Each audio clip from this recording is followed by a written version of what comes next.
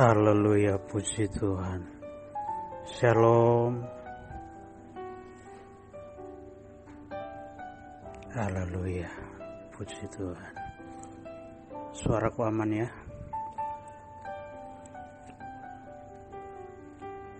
Haleluya. Minta tolong satu admin bisa backup firman Tuhan karena jaringan lagi memang nggak stabil. Mudah-mudahan sampai selesai tidak terjadi gangguan.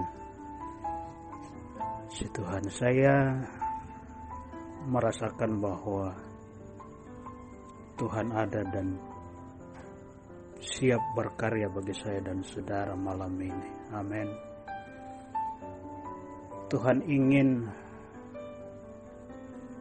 membangun sebuah hubungan yang intim dengan saya dan saudara. Tuhan mau membangun sebuah relasi yang begitu kuat dengan saya dan saudara. Tinggal bagaimana saya dan saudara meresponi, bagaimana kita mau membangun hubungan intim itu dengan Tuhan. Saya berkali-kali berkata bahwa sekalipun kita melakukan ibadah lewat media virtual yang seringkali dipandang sebelah mata,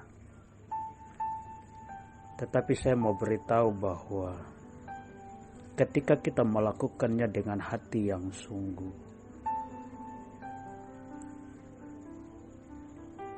maka Tuhan akan menjamah setiap saya dan saudara. Amin. Ya, saya berkali-kali menghimbau kepada kita semua, ketika kita memuji Tuhan, ketika kita menyembah Tuhan, walaupun yang menaikkan pujian yang ada pada antrian, tetapi ketika kita ada di bawah pun, mari saudara kita sambil menikmati pujian itu, sehingga kita bisa merasakan Tuhan menjamah setiap pribadi kita. Ya, kalau perlu ketika pujian itu dinaikkan kepada Tuhan, kita pun menyanyikan pujian itu bersama, saudara. Sambil kita merasakan bagaimana Tuhan menjamah kita. Ya, sehingga benar-benar persekutuan kita tidak sia-sia, saudara. Jangan sampai kita sudah buang pulsa, buang data, buang waktu, tetapi apa yang kita lakukan kita tidak mendapat apa-apa. Tetapi ketika kita melakukannya dengan hati yang sungguh, kita mau menikmati kehadiran Tuhan, mau menikmati jamahan Tuhan, maka saya percaya ketika engkau masuk ke room ini dengan membawa berbagai persoalan pergumulan hidup, engkau keluar sebentar dengan membawa kemenangan daripada Tuhan. Amin. Engkau yang masuk ke room ini yang sedang sakit, ketika engkau memuji Tuhan, menyembah Tuhan dengan sungguh-sungguh, percayalah engkau akan keluar sebentar dengan membawa mujizat daripada Tuhan. Ya. Sebab itu mari saudara, ketika kita beribadah, ketika kita memuji Tuhan, menyembah Tuhan, memujilah Tuhan dengan sungguh-sungguh, menyembahlah Tuhan dengan sungguh-sungguh dari hatimu yang paling dalam. Maka engkau akan melihat bagaimana Tuhan bekerja dengan caranya yang luar biasa. Puji Tuhan. Ya. Mari saudara, malam hari ini kita akan sama-sama belajar kebenaran firman Allah. Kita akan lihat beberapa ayat firman Tuhan. Kita buka Alkitab kita masing-masing dalam kitab Injil Yohanes pasal 15. Injil Yohanes pasal 15, kita baca ayat 4, ayat 5. Kemudian kita lompat ayat 13 sampai ayat 15. Sekali lagi Injil Yohanes pasal 15 ayat 4 dan ayat 5. Kemudian kita lompat ayat 13 dan sampai ayat 15. Demikian kata firman Allah. Tinggallah di dalam aku dan aku di dalam kamu. Sama seperti ranting tidak dapat berbuah dari dirinya sendiri kalau ia tidak tinggal pada pokok anggur. Demikian juga kamu tidak berbuah jikalau kamu tidak tinggal di dalam aku. Ayat 5, akulah pokok anggur dan kamulah ranting-rantingnya. Barang siapa tinggal di dalam aku dan aku di dalam dia, ia berbuah banyak. Sebab di luar aku, kamu tidak dapat berbuat apa-apa. Kita loncat ayat 13 sampai ayat 15. Tidak ada kasih yang lebih besar daripada kasih seorang yang memberikan nyawanya untuk sahabat-sahabatnya. Kamu adalah sahabatku, jikalau kamu berbuat apa yang kuperintahkan kepadamu. Aku tidak menyebut kamu lagi hamba, sebab hamba tidak tahu apa yang diperbuat oleh tuannya. Tetapi aku menyebut kamu sahabat, karena aku telah memberitahukan kepada kamu segala sesuatu yang telah kudengar dari Bapakku. Puji Tuhan. Dikatakan berbahagia adalah dia yang mendengar firman Allah, merenungkan firman itu dan melakukannya dalam kehidupan setiap hari. Dari pembacaan firman Tuhan malam hari ini, saudara, saya akan berbicara dengan satu tema, yaitu keintiman dengan Tuhan. Sekali lagi, keintiman dengan Tuhan. Ayat-ayat yang kita baca tadi, saudara sekalian, Yesus sendiri memberikan satu perumpamaan, ya.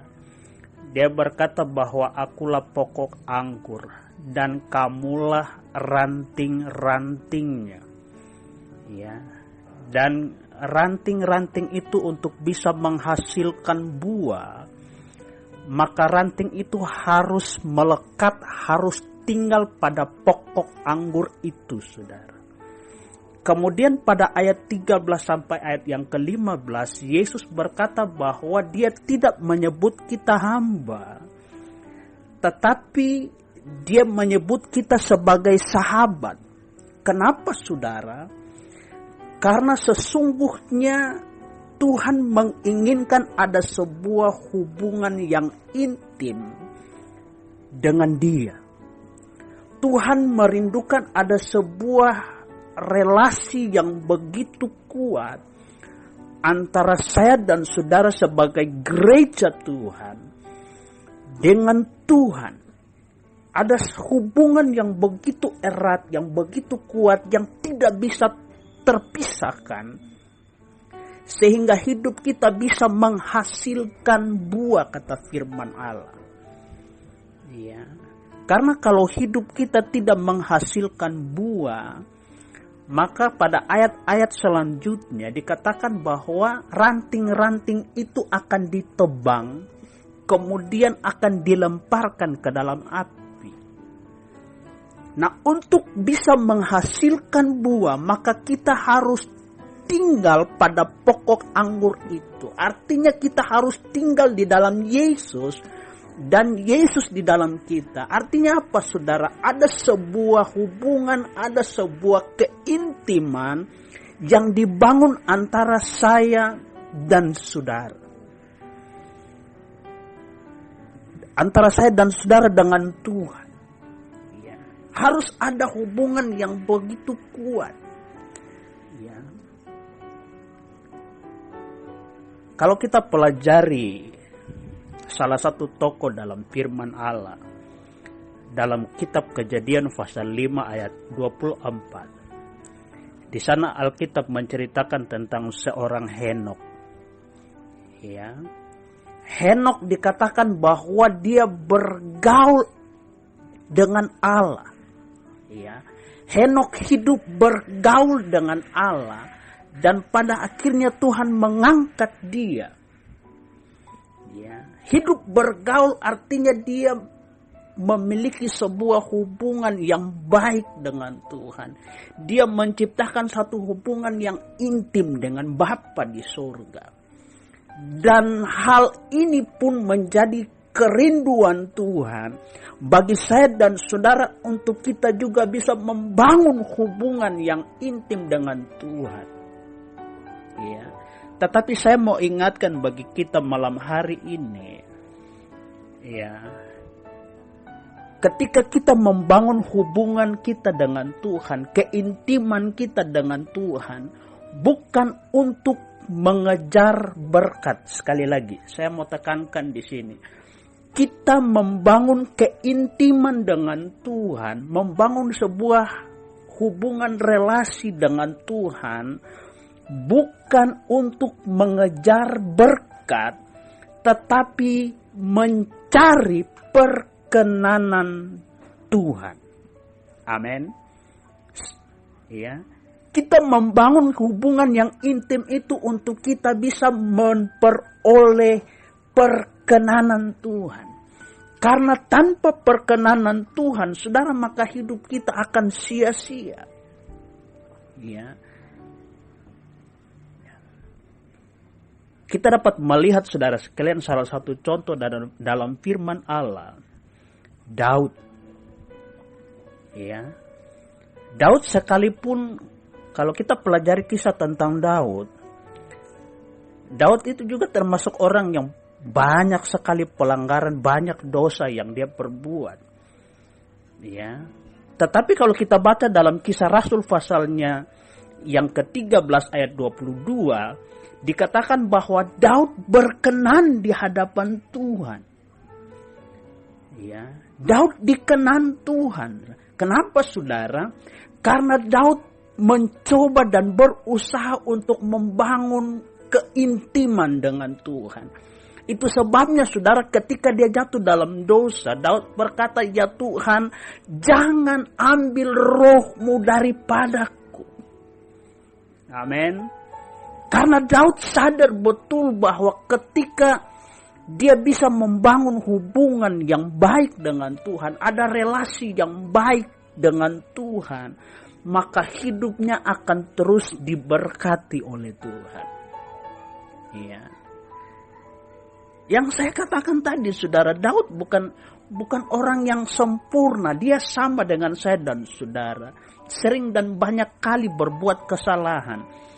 Tetapi ketika dia jatuh dalam dosa, tidak dia tenggelam di dalam kesalahan itu, tetapi dia mau bangkit. Ya, dia mau terus menjaga hubungannya dengan Tuhan. Makanya dia berkata, "Tuhan, jangan ambil roh-Mu daripadaku." Ya. Kenapa, saudara, kita perlu menjaga agar hidup kita selalu membangun hubungan yang intim dengan Tuhan? Saya mencatat di sini ada beberapa hal, saudara. Ya, kenapa kita harus membangun hubungan yang intim dengan Tuhan? Yang pertama, ya, dampak dari keintiman kita dengan Tuhan adalah untuk kepenuhan hidup. Sekali lagi, dampak dari keintiman kita dengan Tuhan adalah kita akan memperoleh kepenuhan hidup. Ya, maksudnya bagaimana? Saudara, ada salah satu ilmuwan bernama Blaise Pascal. Dia berkata bahwa dalam hati manusia terdapat satu ruang atau satu rongga kosong yang tidak dapat diisi dengan apapun, baik materi, baik jabatan atau apapun di dalam dunia, kecuali dapat diisi oleh Tuhan. Ya, itu sebabnya kenapa ada banyak orang sekalipun punya jabatan yang tinggi, punya kekayaan secara finansial yang begitu melimpah, tetapi hidupnya tidak pernah merasakan kebahagiaan, selalu gelisah, hidup dalam berbagai ketakutan, karena hatinya tidak diisi oleh Tuhan. Ya.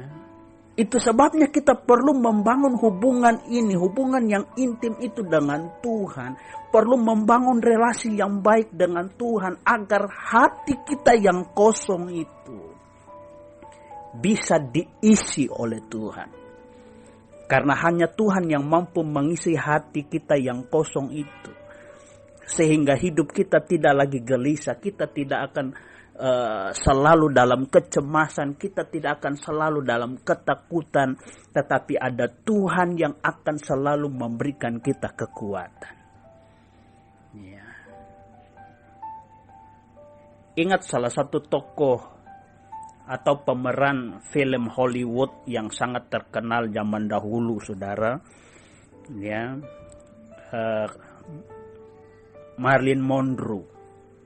Ya, saya sempat membaca kisahnya, saudara. Dia adalah seorang artis, juga seorang foto model. Ya, dia sekali foto, hanya senyum saja di foto, dibayar $1,000, saudara. Ya, kita ini tiap hari senyum dari pagi sampai malam, nggak ada yang bayar. Ya, Guru Agape tiap malam ngakak di room, nggak ada yang bayar, saudara. Tetapi Marilyn Monroe sekali dia senyum di depan kamera dibayar $1,000. Ya. Tetapi endingnya apa, saudara? Endingnya justru dia mati bunuh diri. Kenapa, saudara? Karena hatinya yang kosong itu tidak diisi dengan firman Allah. Ya. Karena hatinya tidak diisi oleh Tuhan, tidak ada hubungan yang intim dengan Allah. Sehingga ketika dia mengalami persoalan, mengalami depresi, mengalami berbagai tantangan hidup, langkah yang dia ambil adalah bunuh diri. Dan kita tahu bersama orang yang mati bunuh diri tempatnya di neraka, saudara. Ya. Sebab itu sekali lagi, mari kita mau bangun hubungan kita yang intim dengan Tuhan. Agar kita bisa memperoleh kepenuhan hidup. Ya, kekosongan di hati kita yang paling dalam bisa diisi. Sehingga kita tidak lagi gelisah, kita tidak lagi cemas, kita tidak lagi dalam berbagai ketakutan. Tetapi kita akan selalu dilimpahi dengan sukacita. Amin. Ya. Itu yang pertama, saudara. Ya. Kepenuhan hidup. Ada satu contoh dalam firman Allah. Ya, seorang perempuan Samaria yang berdosa. Ya, dicatat dalam firman Allah perempuan ini 5 kali menikah. Ya, 5 kali kawin ganti-ganti suami. Ya, yang terakhir ya orang Ternate bilang baku piara dengan orang pelaki. Artinya apa ya? Apa sih bahasanya? Ya.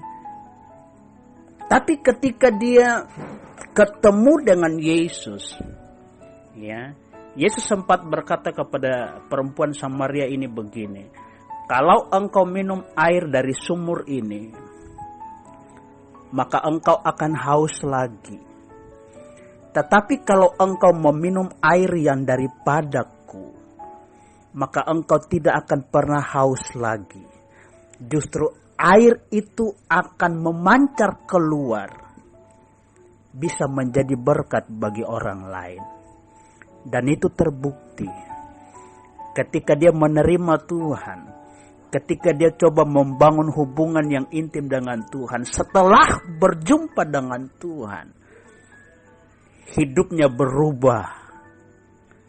Ya, dari seorang yang penuh dengan dosa Dia menjadi seorang pemberita Injil yang luar biasa. Melalui perempuan ini yang berdosa, seisi kota Samaria bisa mendengar firman dan mereka bisa diselamatkan.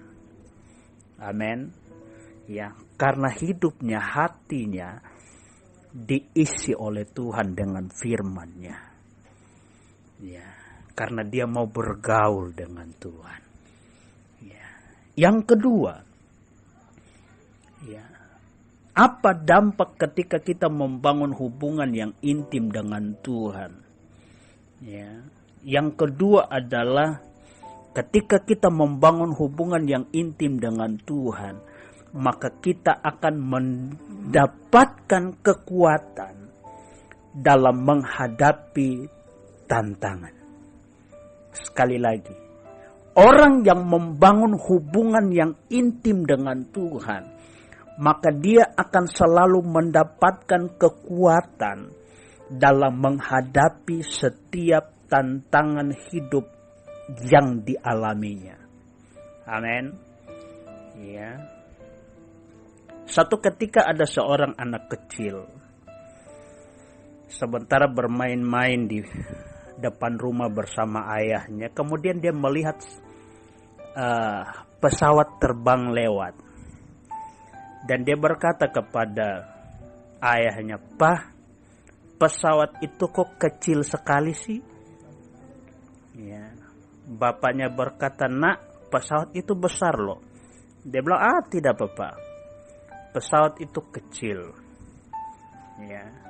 Kemudian satu ketika ayahnya mengajak dia untuk bepergian dan naik pesawat. Begitu mereka nyampe di bandara, masuk ke dalam pesawat, baru dia sadar. Dia berkata sama bapaknya, "Pak, ternyata pesawat itu besar ya." Bapaknya mengangguk-angguk dan berkata, "Iya nak, pesawat itu besar." Kemudian anak ini berkata, "Lalu kenapa saya lihat kemarin kok pesawat itu kecil?" Bapaknya berkata, "Kamu melihat pesawat itu kecil karena kamu melihatnya dari jauh. Tapi ketika kamu dekat, maka kamu akan melihat pesawat itu besar."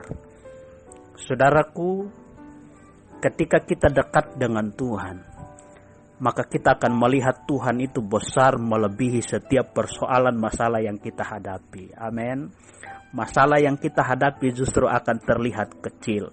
Tapi kalau kita jauh dari Tuhan, maka kita akan melihat Tuhan itu kecil, masalah itu yang besar, saudara. Itu sebabnya Tuhan mau kita dekat dengan Tuhan, membangun hubungan yang intim dengan Tuhan. Iya. Itu sebabnya Daud berkata, "Hanya dekat Allah saja aku tenang." Iya. Hanya dekat dengan Tuhan saja, saudara. Iya. Kita akan mendapatkan kekuatan.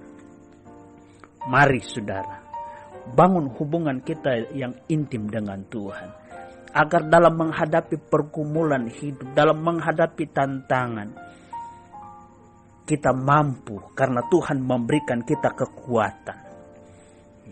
Daud ketika dia diperhadapkan dengan Goliat, walaupun Goliat adalah seorang panglima tentara yang begitu besar, tinggi, dengan perlengkapan senjata yang luar biasa, tetapi karena Daud hidup bergaul intim dengan Tuhan, maka Daud mampu berkata, "Walaupun engkau datang dengan tombak, dengan lembing dan sebagainya, tetapi aku datang di dalam nama Tuhan Yesus Kristus yang dapat memberikan kemenangan."